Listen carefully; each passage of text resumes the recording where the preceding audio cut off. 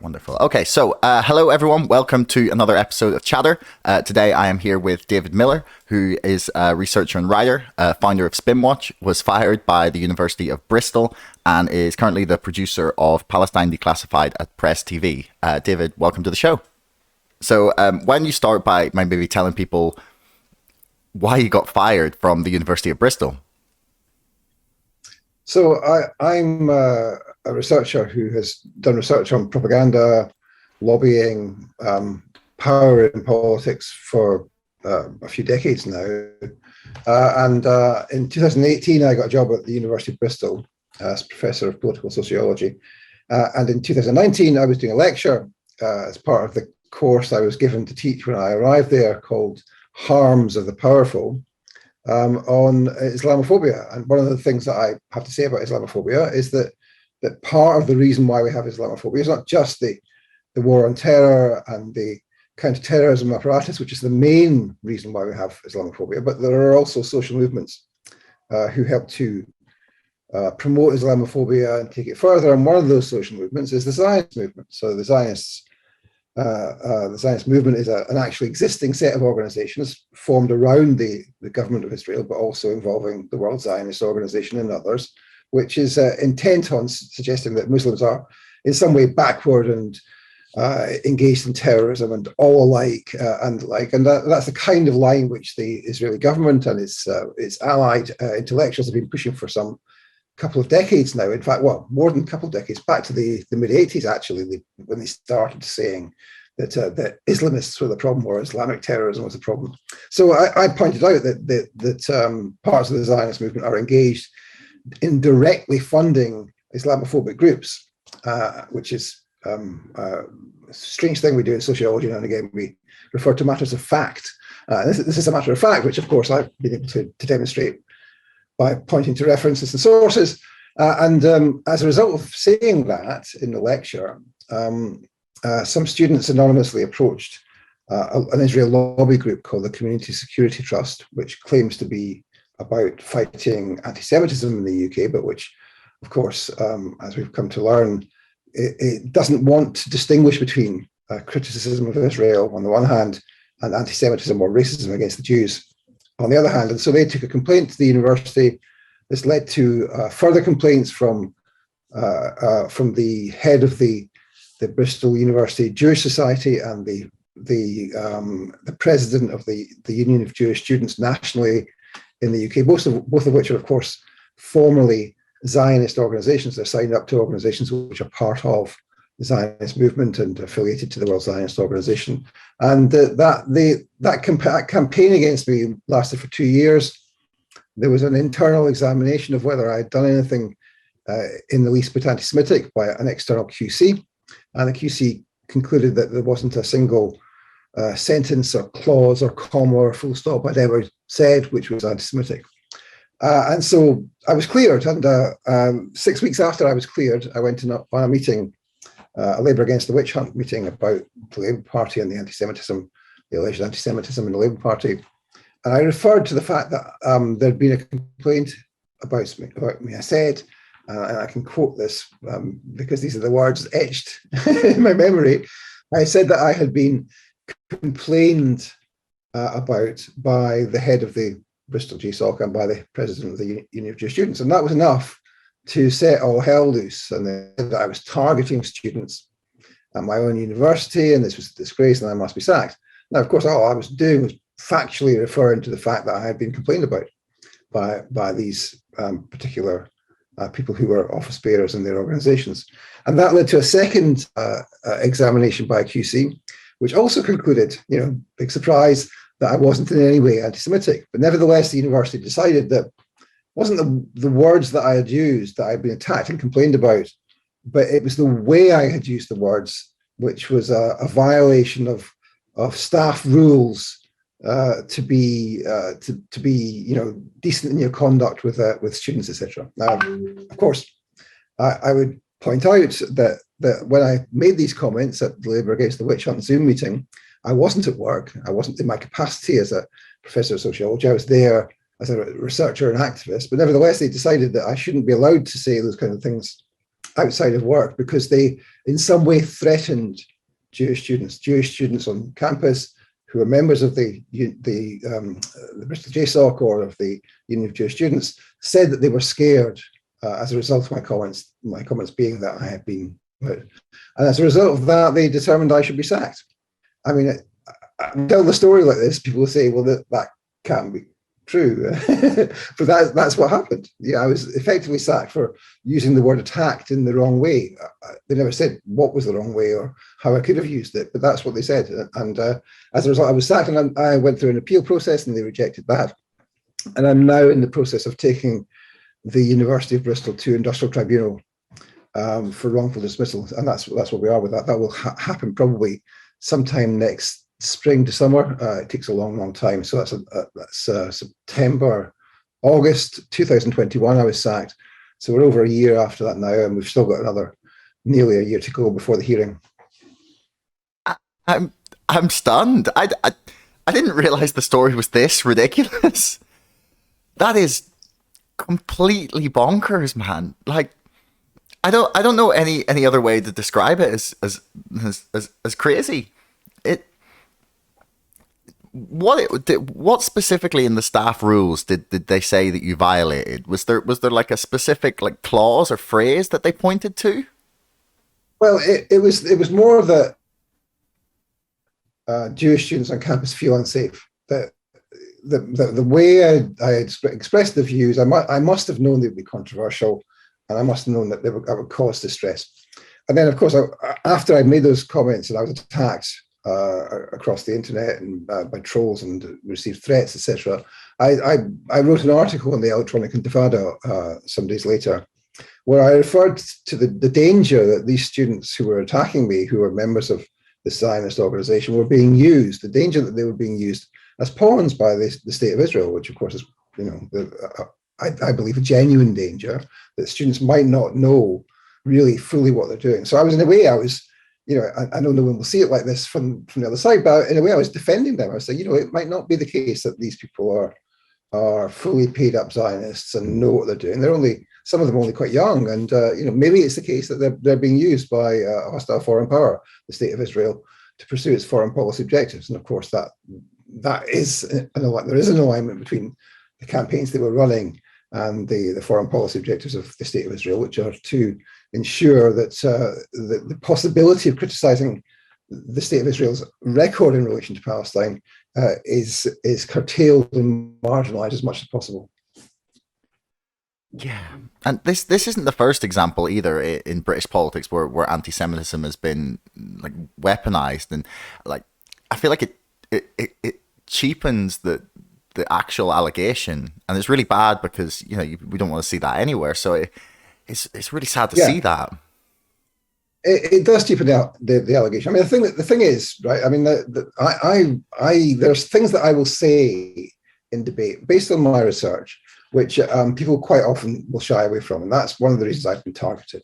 Now, the idea that there is a worldwide problem of rising anti-Semitism against Jewish people around the world is an idea which is false. It's an idea which is being promoted by the state of Israel as part of its foreign affairs and foreign policy strategies. Now, I don't say that because I have divined that that's the case. I say that because I've looked at their activities over the last 20 years and found the evidence for it. They had a thing which they set up in 2000 called the Global Forum for Combating Anti-Semitism.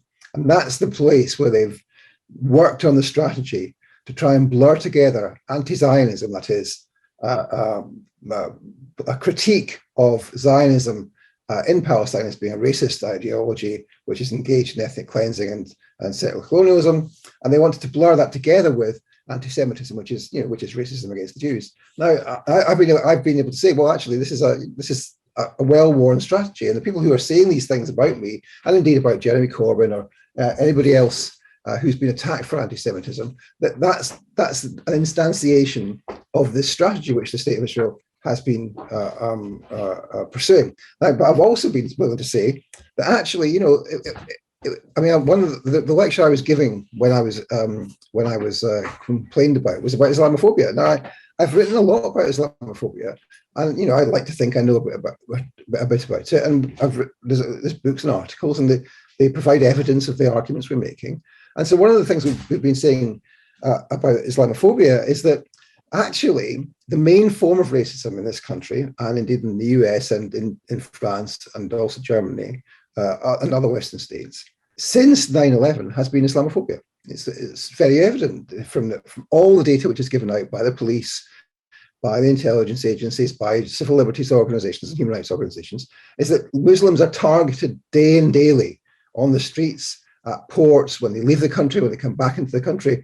They are targeted at schools. Kids as young as 3 are brought into the counter-terrorism program. They're interrogated at schools, sometimes nurseries and schools, sometimes without their parents being present, because the prevent policy allows that to happen. Extraordinary, and people don't really know that enough. And and so there's been a massive targeting of Muslims in the last 20 years. Now, there is no massive targeting of Jews. There is no general targeting of Jews. There is no real significant problem of anti-Semitism in the society. There is some anti-Semitism, mostly associated with the traditional places you'd expect it to come from, which is the far right.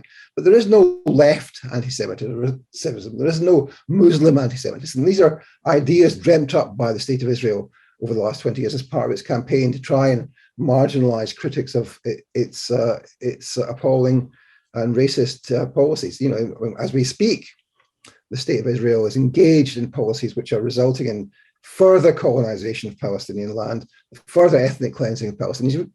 People will have seen the footage, the horrific footage that you see from Palestine of Palestinians being forced to demolish their own homes at the point of a gun from the IDF. I mean, this is extraordinary, but we're not allowed to say anything about that because we are being accused of anti-Semitism. This is not a form of racism which is rife in this society. Islamophobia is. I want to come back to the Islamophobia part in a second, but this is a question I ask a lot of people, and I don't think I've ever really got a straight answer to it. It's like, why do you think it is that the State of Israel and these lobbies are so powerful that they are almost unable to be criticized? Like, what is it that makes that so? Like, why is it so powerful as an accusation, and why are they so able to have things happen, like get you have you fired because of the most innocuous non-thing? It's powerful as an accusation, largely because of the Holocaust, the attempt by the German National Socialists, and let's not forget this, their allies in the Ukrainian nationalists, to try and eliminate all of the Jews. And of course, they tried to eliminate the Gypsies and the Slavs and the Poles, etc. as well. I mean, let's remember strangely enough, in relation to the Ukraine, the Ukrainian nationalists wanted to eliminate Poles as well as the Slavs and the Jews and the Gypsies. So yeah, I mean, it's powerful because in the West there is a stain on Western conscience of the attempted elimination of the Jews, which happened in Western Europe. It didn't happen in Africa or Asia. It happened in Western Europe, and there's a good reason for that, and there's a bad reason for that. One, the bad reason, of course, is that we don't remember the similar kinds of attempts at genocide committed by the Western powers in their colonial possessions in Africa, for example. But the good reason is that yes, there was the Germans were trying to eliminate the Jews, and that was a vile genocide, and we should remember that. But that in no way justifies the crimes of the Israeli state and of the Zionist movement in colonizing Palestine. So that's the reason it's got strength, and they've of course worked on that over the years. But how do they do it? Well, they do it by being organized. It's not that the State of Israel sends people who are working for the Ministry of Foreign Affairs abroad and they run all of this. It's much more significant than that. There's something called the Zionist movement, and this is the thing. I mean, the State of Israel was created by a transnational movement, started formally in 1892, called the Zionist movement, headed by the World Zionist Organization, and there are other bodies surrounding it which are known in Israel as the national institutions, the Jewish Agency, the Jewish National Fund, and Keren Hazard. Now, each of them has big lobby groups of members in each of the Western countries where there is a large Jewish and Zionist population. So in the UK, for example, the Jewish National Fund UK has a UK branch. The Jewish Agency has an office in London, and the United Jewish Israel Appeal, which is the biggest pro-Israel fundraiser. People probably won't have heard of that.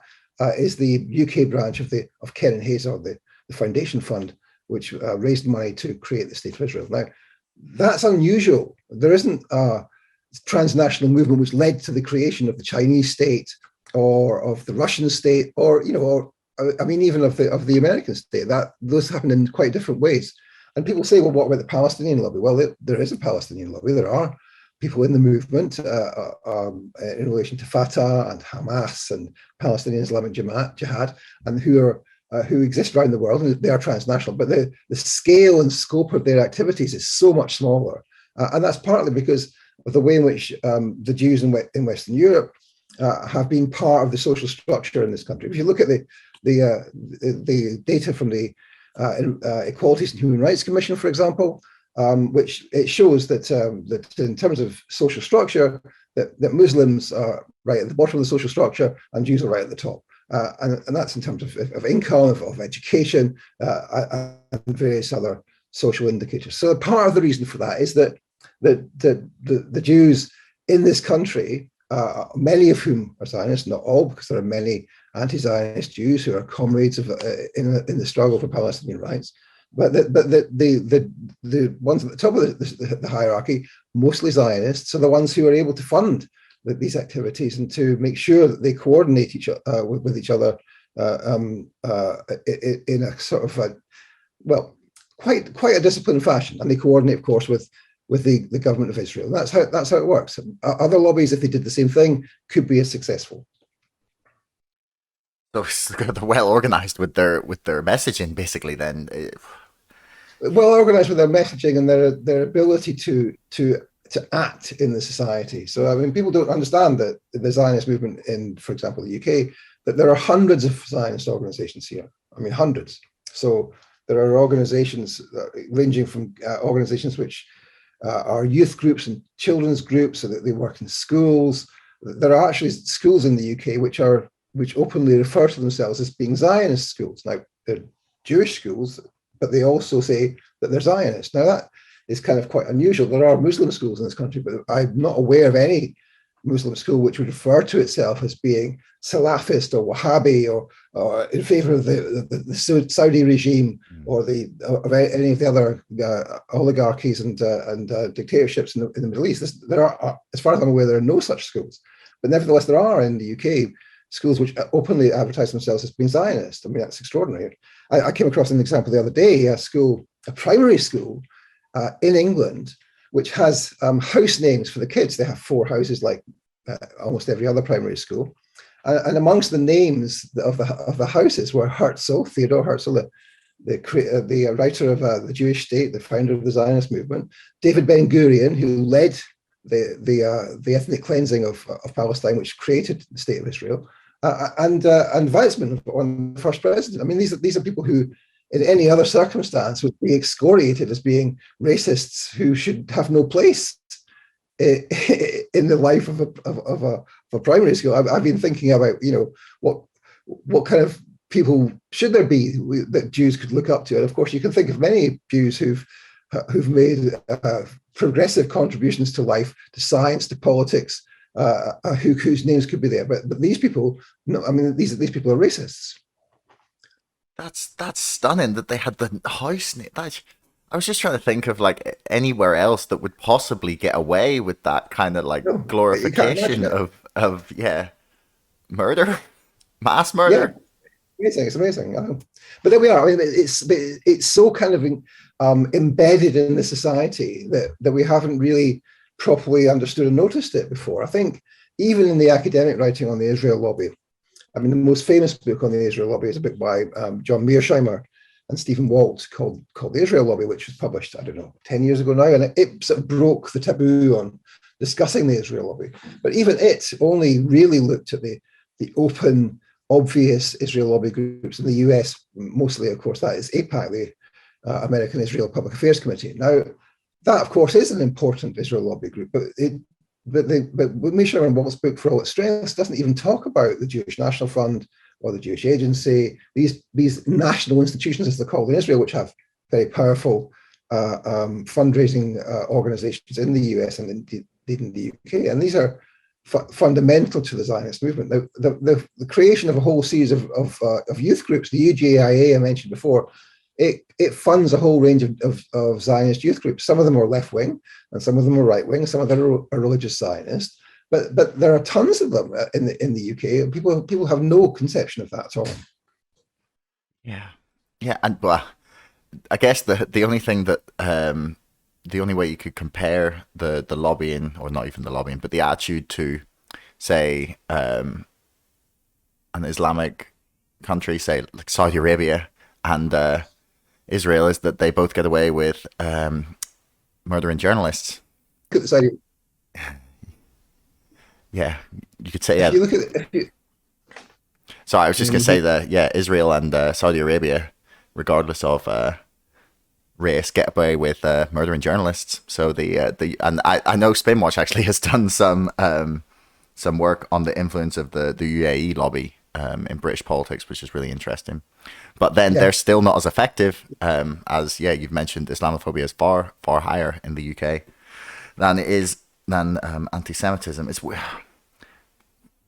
I want to actually, do you mind if we go back to something you said about you got attacked on Twitter by bots and trolls, and during when the case with you being dismissed from the university first came out? Do you think that the bots were, was there a lot of bots? Was it like a coordinated sort of pylon? Did you get that idea or that impression? Yeah, I'm not sure if I would use the term bots. I mean, there are troll factories. I mean, the most obvious troll factory in relation to Israel-Palestine is National Jews, the Twitter handle National Jew, which sort of manages a group of people who are effectively a troll factory. And that coalesces with Labour Against the Witch Hunt, with Labour Against Anti-Semitism and other groups. But of course, you know, and these organizations, so National Jew, for example, has clear links with what was called the Israeli Ministry of Strategic Affairs, which was given the job of global anti-BDS, boycott, divestment, sanctions campaigning in 2015, and was core and key to the attack on Corbyn and any other person who would stand up and be supportive of Palestinian rights. So something like National Jew had clear connections to the Ministry of Strategic Affairs. One of the people involved, a guy called David Collier, had been to the MSA's conferences in Tel Aviv, been pictured there. So we know that. But then, of course, the State of Israel itself also has these war rooms, which it sort of developed during and after the terrible pelting they got in their global reputation after the attacks on Gaza in 2009, 2014. And they pioneered this thing called the War Room, which would be started actually in universities in Israel, but they got whole rooms of people to work together on social media, and they would be fed messages to give out on Instagram or on TikTok or on Twitter and Facebook, and they would then go ahead and do that. And those war rooms multiplied, and there was one set up in London, there was one set up in New York, and I think there's actually several now in the US. So they actually have this thing where they bring people together to focus on pushing out the State of Israel's latest messages. And we know that I mean, in my own case, there were two examples which have been reported on in the Electronic Intifada of them sending out messages to attack me. And that's the case with anyone who stands up and says anything about the Palestinians which doesn't fit the narrative. So yes, we do know that the troll factories were operational, and we do know that they connect directly to the State of Israel and its foreign policy and public relations strategies. These are factual things which we now know about, and you know there's a bit. I mean, that's not the only thing which moves action in the society. So in my own case, there were many complaints to the university. My case was raised in Parliament, in the House of Commons and in the House of Lords. More than 100 members of Parliament and members of the House of Lords wrote publicly to the university The university was pulled up by the regulator, a whole range of things, which were all of which were directed, of course, and coordinated by the Israel lobby. And we tried to fight back against that. We made a video, which I'm quite proud of, really, on the Israel gravy train, where we showed the way in which amongst the key people who were complaining about me and criticizing me, that they'd had significant sums of money directly from the Zionist movement, which had been declared in Parliament. So we were saying that this is a lobby which is pursuing a political agenda and not actually concerned about the safety of Jewish students on campus, which was never under threat in any way. It's amazing. I have to check out that video. I haven't seen that, the Israel gravy train. I'll put that in the description for anyone that wants to check it out. Supportmiller.org. Supportmiller.org. Yeah. I'll put that in the description for anyone that wants to check it out. But that's stunning that they can just get away with literally directly. I mean, not directly bribing. It's not quid pro quo, but I mean, to have that kind of influence in the messaging, I'd want to say it's shocking, but it's not. It's really not. Just with the way that lobbying works in the United Kingdom, in our politics, and in a lot of countries around the world. But it's a sad state of affairs when you can watch the sort of Chinese whispers of information like run its way from central point through like different organizations and then straight out of the mouths of a politician. Sure. Yeah, it's not nice. But then also these war rooms, I have to check this out as well. This is really interesting. So you said they were set up in 2009 and 2014. The first steps were taken after 2009. By 2014, they were set up. I think in the first one was in the Interdisciplinary Centre in Herzliya, which is a small settlement named after Theodor Herzl, just north of Tel Aviv. And then it spread to all the universities in Israel, and then from there out to other places, including in the UK and in the US. Asa Winstanley has written about this a fair bit on Electronic Intifada, and there's actually a Twitter handle, something like Israel's Troll Army, which leaks material from it regularly, which is enjoyable. But yeah, I mean, but then also in addition to this, the troll armies, they also created a whole series of new organizations, and this is before the election of Jeremy Corbyn in 2015 as Labour leader. And so by 2014, after the attack on Gaza, then you started to have a whole rash of new pro-Israel organizations in the UK. So in Scotland, for example, where I'm from, they created something like 20 new Friends of Israel organizations, just like that. And that was a kind of curious thing. But we now know that those groups were created in part on the impetus from an organization called Stand With Us, which in the UK is funded entirely by its US parent, and which is used by the Israeli government, as the Israeli government has said publicly, as a sort of force multiplier. So there was a strategy was to put in place as many new pro-Israel organizations as they could do it in that period. And so in the UK, for example, you had something like 20 or 30 new pro-Israel organizations set up, including amongst the most famous ones, the Campaign Against Anti-Semitism, which was set up effectively by the Jewish National Fund and funded by the Jewish National Fund, one of Israel's national institutions. And then you had other organizations like Labour Against the Witch Hunt, so Labour Against Anti-Semitism, and also, of course, the Jewish Labour Movement, part of the Labour Party, which was effectively refounded in order to campaign against Corbyn. So by the time Corbyn comes to be elected, there is already on the ground an infrastructure which can be and was used to attack him as Labour leader. So you need these two elements to the strategy. One is you create these new organizations who can dig up compromat and go through people's old Twitter or Facebook or other stuff, YouTube that's online. And you need also, ideologically, you need the line. And the line is that these people who say they're talking about Palestine are actually anti-Semites. And that's the language they developed, as I mentioned, at the global campaign, the Global Forum for Combating Anti-Semitism, which started in 2000 and first started having international meetings and 2007, 2008. And they were the ones who pioneered this blurring together of anti-Semitism and anti-Zionism, and eventually led directly to, after a number of false starts, led directly to the creation of the International Holocaust Remembrance Association working definition of anti-Semitism, which is what has been used as the weapon of choice throughout this whole period to smash pro-Palestinian voices. First off, it's amazing that these allegations of anti-Semitism in the Labour Party sort of still remain after the Forde report sort of vindicated all these suggestions that it's been weaponized, and it sort of very clearly had been. It's well documented now, and the allegations remain sort of, there was far less coverage of the vindication, funnily enough. Of course not. I mean, I think what's interesting about the Forde report, and indeed about the leaked report, which the Forde report was investigating, was the way in which, the leaked report was written by the people who were in charge under Corbyn and under Jeremy Formby of the anti-Semitism complaints. Now, and what that report reveals effectively is that the people who were in charge were taking forward the anti-Semitism witch hunt against Labour members under Corbyn in order to protect Corbyn.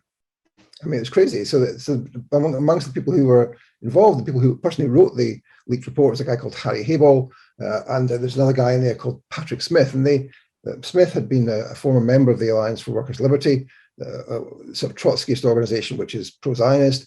And the other guy, Habel, says, and he has a long biography of himself in his own report, where he says, that he learned all he knew about left-wing anti-Semitism from a book by a guy called Dave Rich.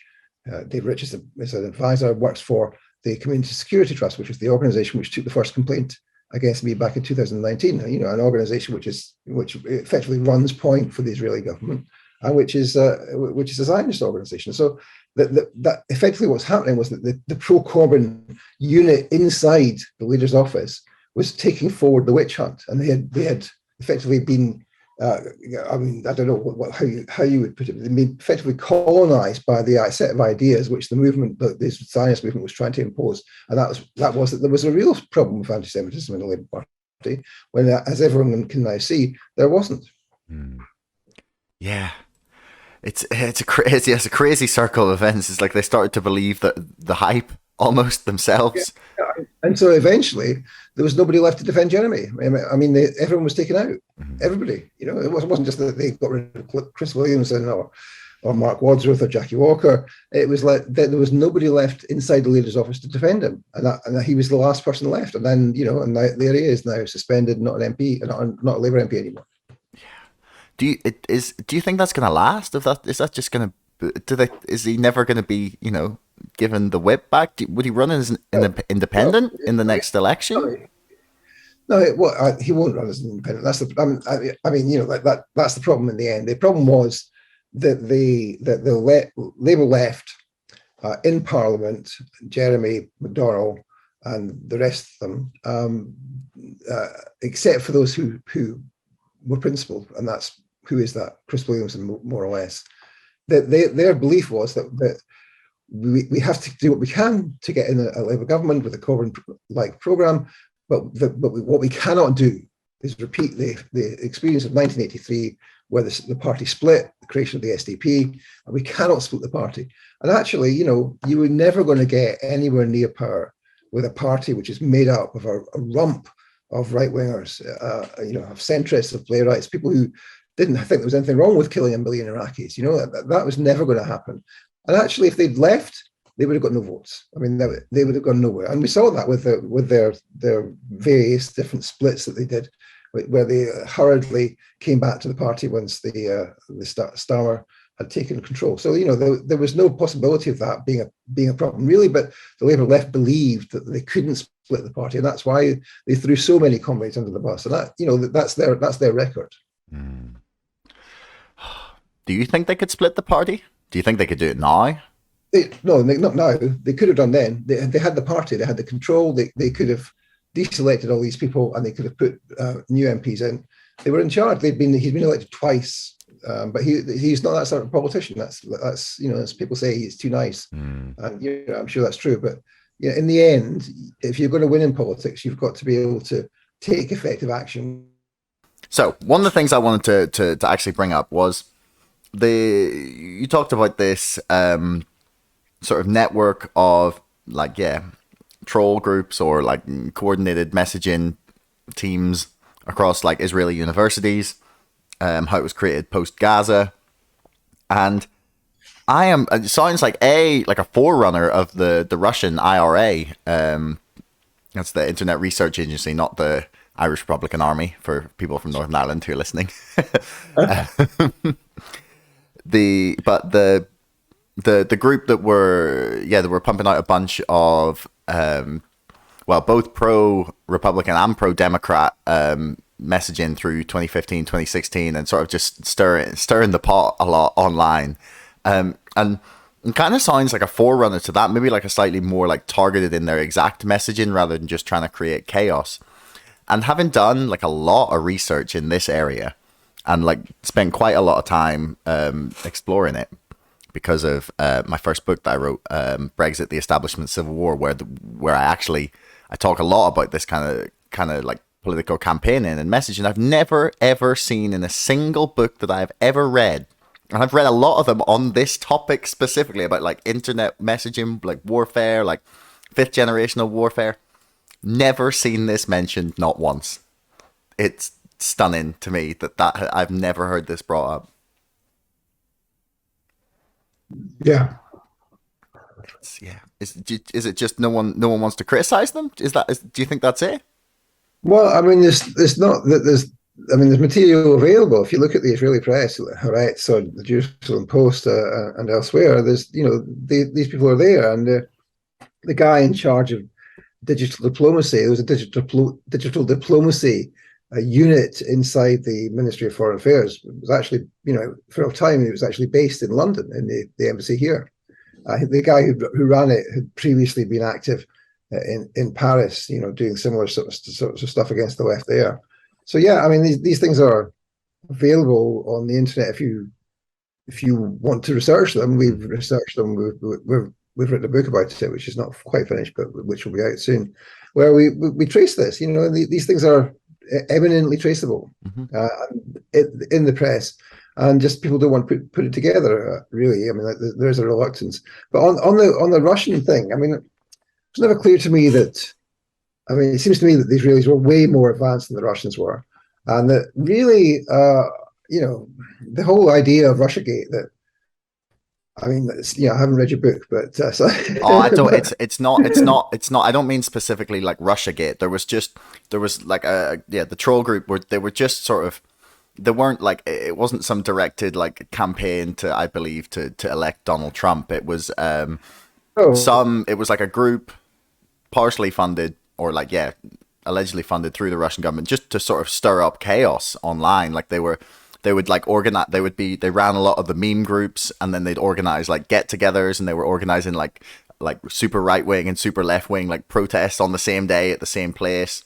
Just like little things. There wasn't like a lot of money or power or put into it. I don't doubt that. Well, I don't. I know, and also there were people with power who were involved in that story, and most obviously the Democrats under Hillary Clinton, and indeed our own favourite intelligence agency in the UK, MI6, which is involved in the creation of the idea that there was a Russiagate, and of course have been subsequently involved in all sorts of propaganda efforts to convince us that the evil in the world is Putin, and it's not capitalism or imperialism or the million dead in Iraq. It's Putin. He's the bad man. So there's this thing which the British government created called the Integrity Initiative, run by a think tank called the Institute for Statecraft, funded to the tune of £3 million by the Foreign Office, and also funded by NATO and other organisations, some involvement from the State Department. And they were there to counter Russian disinformation. And of course, most of what they ended up doing on Twitter was attacking Jeremy Corbyn. So you had this kind of effectively an intelligence agency run charity defaming the leader of the opposition, which of course is quite close, at least technically, to treachery. But nevertheless, that's what they were doing. It's run by this guy called Chris Donnelly, this charity, who at the time, this wasn't made by him, but we found this out at the time, who was in Origins, which of course is part of the British military. And the chief operating officer of this think tank, this charity, which is set up as a think tank, was a guy called Guy Spindler. He was responsible for information security, and he was a career MI6 officer. So this is clearly a kind of bizarre sort of spook project, which nevertheless didn't manage not to have almost all its records leaked on the internet, which is how we find out quite a lot of the information about them. And they were closed down because the Scottish charity regulator, because they were registered in Scotland for bizarre reasons, this determined that attacking the leader of the opposition isn't really a charitable purpose. You can't really do that kind of thing. So they had to stop it. So that's one example that we know of, and there have been many others of their attempts to target critics of British foreign policy in relation to Russia and Ukraine. I mean, the most recent one, of course, is the famous Masongate emails. Have you come across that? Mm-hmm. Yeah. Paul, do you want to explain what this is for people who are listening that aren't this deep into it? Yeah. So a couple of months ago, some emails were leaked from Paul Mason, the left-wing journalist who'd been sort of a supporter of Corbyn, but then a critical supporter of Corbyn, kind of in the way of Owen Jones. And these emails were with him and this guy called Amil Khan, who runs his PR firm, which has been contracting for MI6 in Syria and in Lebanon and other places. And they were also involved in discussions with this guy called Andy on Proton Mail.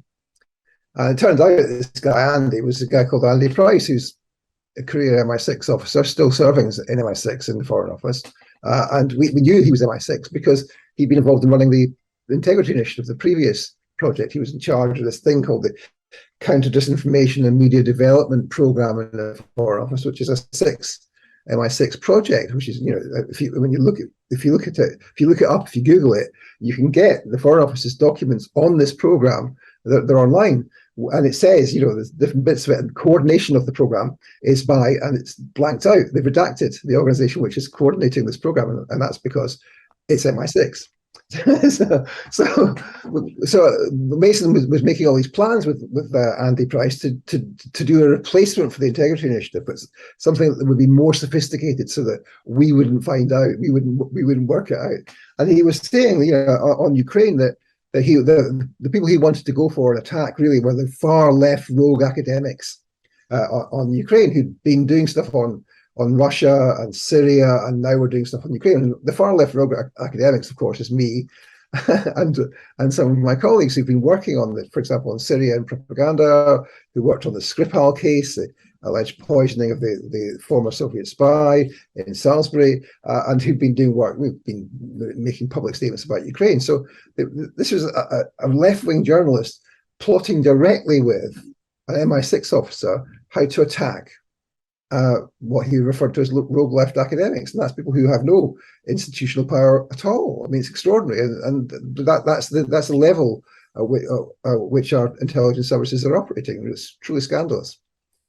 Yeah, quite ironic. I actually had Paul on this show a year and a half ago, last summer, I think. Yeah. After I got an advanced copy of his book, How to Fight Fascism, which is really funny when he's working in conjunction with state intelligence agencies in order to silence people speaking out in a way that they don't like. That is quite amazing. Yeah. Oh, the irony. But I first met Paul on the demonstration against the G8 summit in Gleneagles in 2005, and we got in contact then. And later, he was instrumental in getting me on Newsnight with Paxman to criticize the BBC over its coverage of Iraq and to talk about independent media.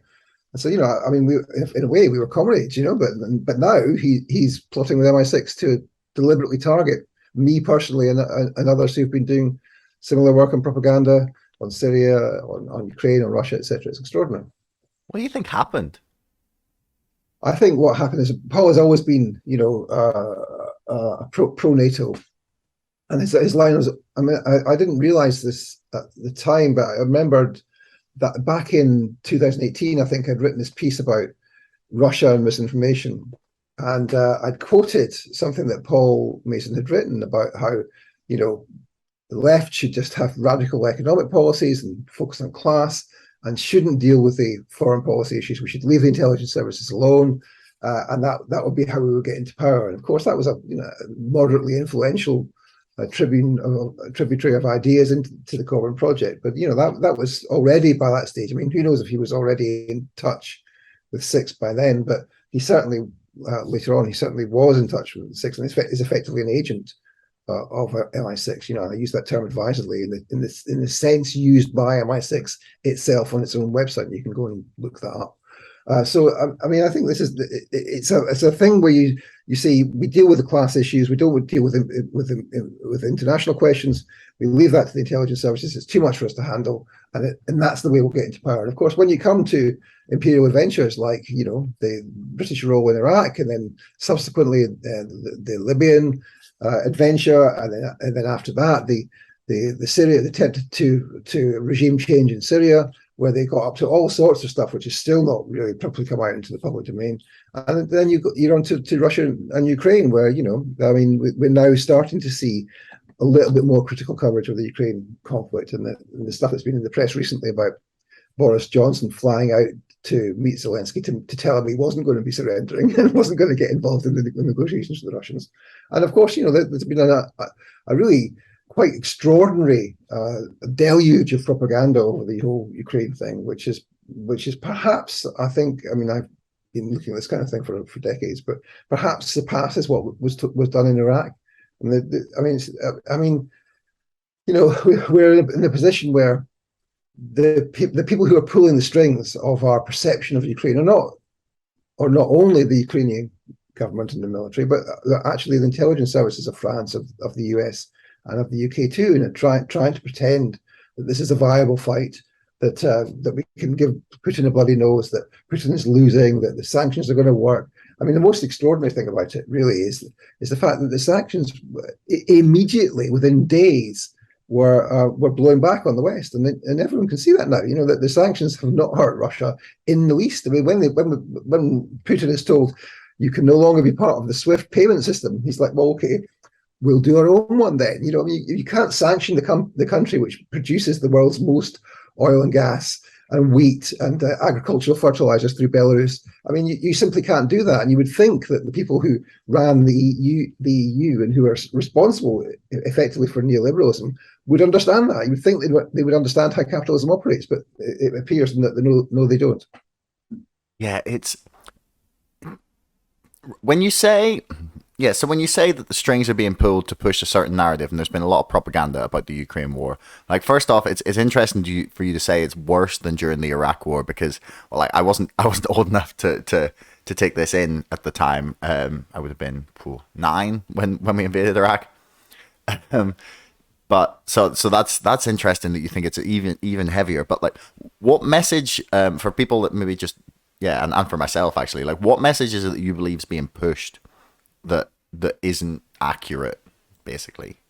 Well, first of all, there's actually a proper war going on, and that the Ukrainian forces haven't been, from very, very early on a hiding to nothing, and obviously going to be defeated. I mean, the Russians aren't messing about here. I mean, they're going to win, and the question is only when and how. And the huge amount of weaponry that's been poured in, of course, so quite a lot of that's been siphoned off for the oligarchs and their mates, but the huge amount of weaponry which has gone in, we've seen some of it in action. It still hasn't made any difference, and it won't make any difference. I mean, that's the reality is that the Russians have been taking this slow and steady, and they have had some setbacks, but they are not going to lose, and so that's why Zelensky was always months ago now was saying, well, we have to negotiate, and Boris goes in and says, no, you can't be doing that. We won't let you. So this is a fight by the West, as people have been saying to the last Ukrainian. I mean, if we people say support, we've got to support the Ukrainians, and I say, well, there's two things to say to that. Is, well, which Ukrainians is it you're supporting? Is it the ones in the Donbass? Is it the ones in Mariupol who now will want to be part of Russia? you don't mean them? And is it the ones who are actually going to go into the meat grinder of the Russian military machine? And that is that, old people being press ganged into joining the army. I mean, these people are going to die for nothing. And that's the reality. And, if we support the Ukrainians, we shouldn't want either of those things to happen. Yeah, I mean, yeah, the conflict has been. Normally, I have a sense of what's going on, but it's been so difficult to tell what like the real story is on the ground.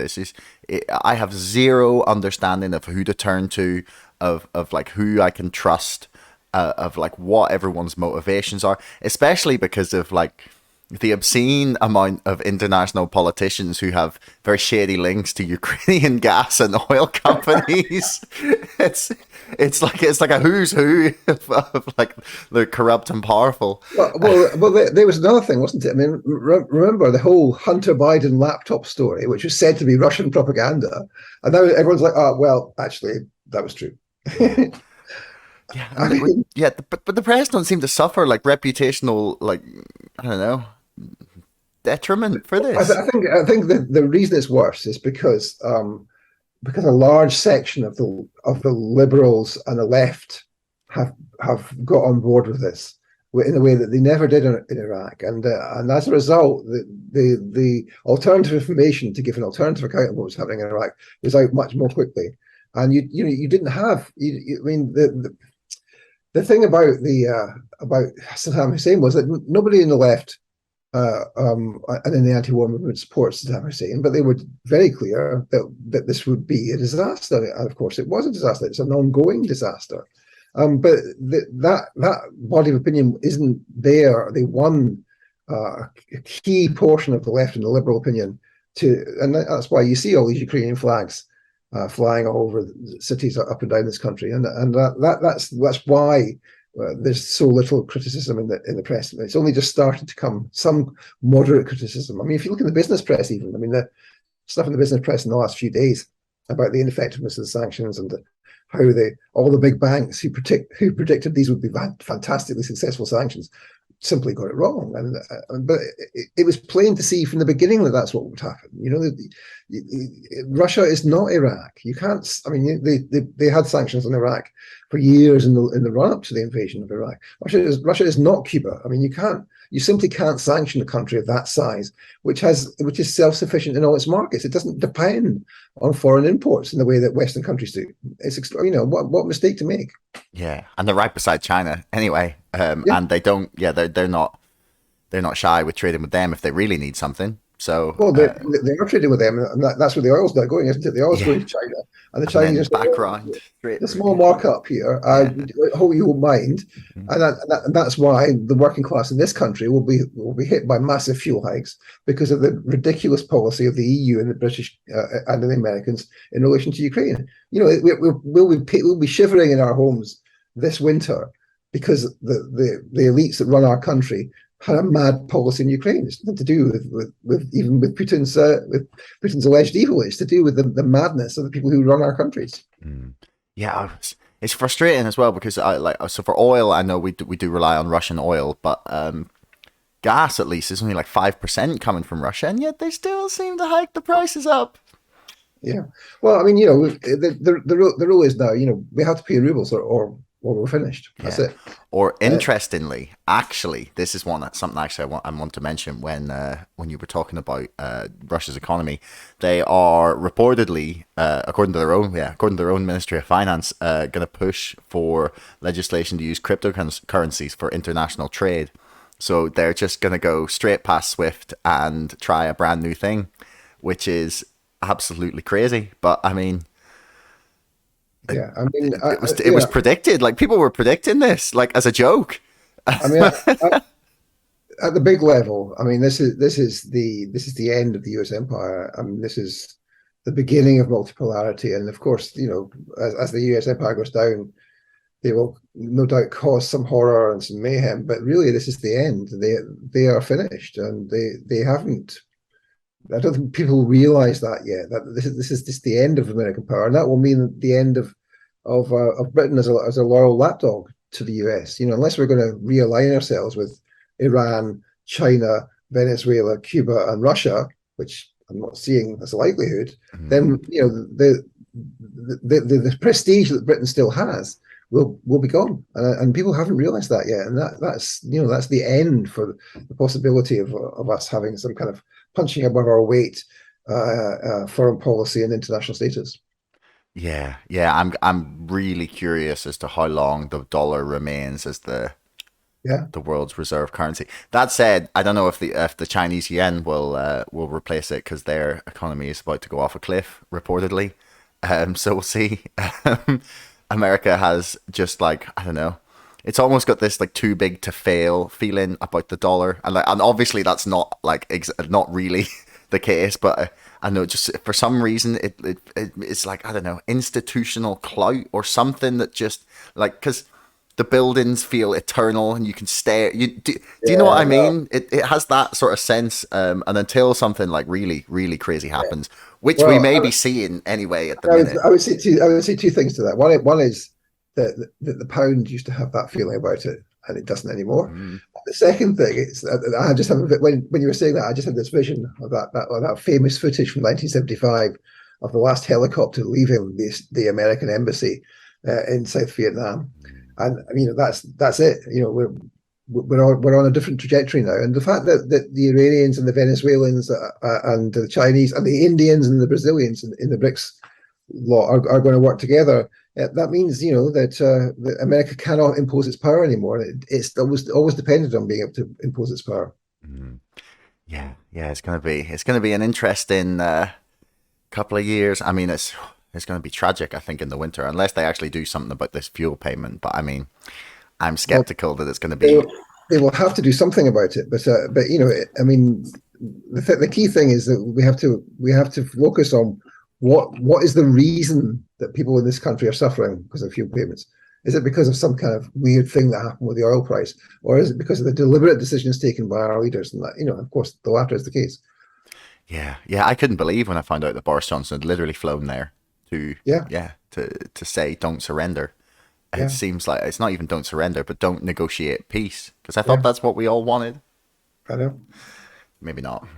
But anyway, David, I've taken up enough of your time. It seems like a nice place to end things. So thanks very much. Really, really enjoyed the chat. I'll edit out the little stop gaps. Is there anything you want to point people towards in terms of your work or anything?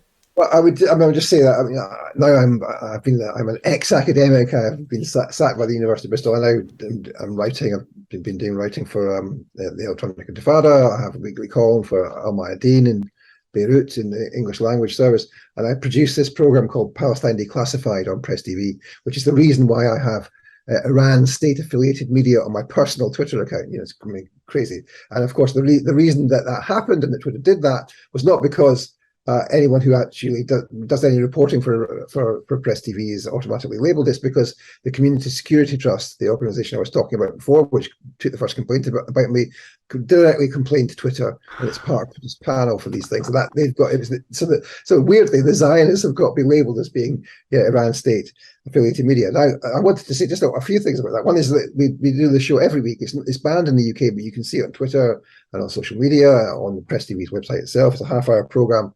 Chris Williamson, former MP, is the presenter and the producer. I'm a regular guest on it, and we do whatever we want on there. We produce proposals, and we send them to Tehran, and they say yes, and then we get on and do them. So we have more freedom on this allegedly state-controlled broadcasting media than we would have anywhere in the British media. And I think that's a genuine point to make. Really, if you want to actually get to the truth, you can tell the truth on Iran state-controlled media, and you can't tell the truth on British media. That's crazy. That said, I do know I have interviewed someone from Iran on this show who fled the country after stating the wrong things on university campuses. There are no doubt problematic things about Press TV, just as there are with RT. But but if you want to know about what's happening in Palestine, you can't say that in British media. Yeah, which is sad as somewhere that's meant to be one of the freest places in the world, unfortunately. Yeah. But maybe Liz Truss will turn it all around. Yeah. Anyway, I will put links for all your stuff in the description below for everyone. Thanks very much. Pleasure. Thanks for making it all the way to the end of the podcast. If you want to leave us a comment, that would be awesome. Please like, share, subscribe, and if you're listening on Apple, please leave us a review. Until next time, thanks for listening.